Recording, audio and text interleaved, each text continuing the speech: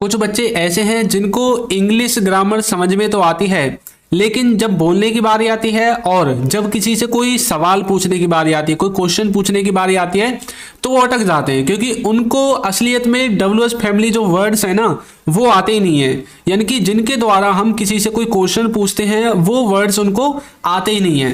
तो आज की इस वीडियो को आप लास्ट तक देखना और आज आप एक नया कॉन्सेप्ट सीख कर जाओगे कि इंग्लिश में किसी से सवाल कैसे पूछें।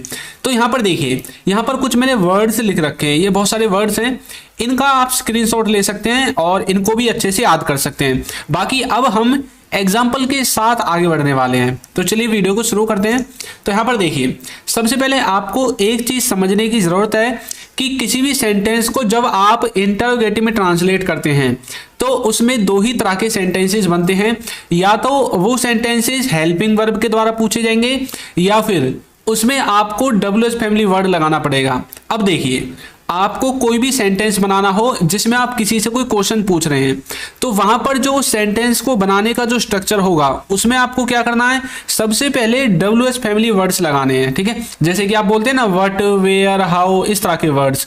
उसके बाद आपको अपनी हेल्पिंग वर्ब लगानी है, फिर आपको सब्जेक्ट लगाना है, फिर वर्ब लगाना है और फिर ऑब्जेक्ट लगाना है।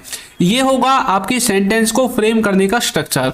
अब यहाँ पर देखिए, ये डब्ल्यूएच फैमिली वर्ड्स हैं, ये आते हैं आपके हाउ, वेयर, व्हेन, व्हाट, इस तरह के वर्ड्स होते हैं। जो आपकी हेल्पिंग वर्ब है इसमें आपके आते हैं हैज है, was, were, is, am, are, will, ये सब आपके हेल्पिंग वर्ब के अंदर आते हैं। जो आपका सब्जेक्ट है इसमें आपके आते हैं ही, सी, वी, दे, आई, इस तरह के वर्ड्स आते हैं। और जो वर्ब है, वर्ब का मतलब होता है जो आपकी मुख्य क्रिया होती है।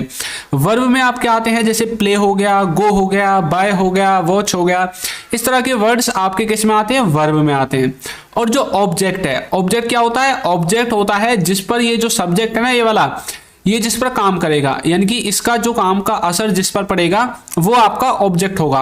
अब यहाँ पर हम इसको यहाँ पर लिख नहीं सकते क्योंकि ये कुछ भी हो सकता है, किसी वाक्य में अलग होगा, किसी में अलग होगा, किसी में तो ये यहीं से आ जाएगा, यानी कि ही, सी, इट का ऑब्जेक्ट, किसी में कहाँ से आएगा, किसी में किसी चीज का नाम आएगा, तो ये हर चीज में अलग अलग होता है। ठीक है, तो इसलिए हमने इसको नहीं लिखा है।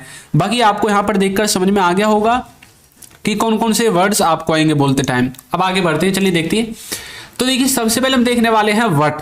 व्हाट का आप ये तो जानते हैं कि हिंदी में मतलब क्या होता है, लेकिन जब आप इसके सेंटेंसेस बनाते हो ना तो आप फंस जाते हो। अब देखिए, यहाँ पर मैंने साइड में स्ट्रक्चर लिखा हुआ है कि किस तरह से आपको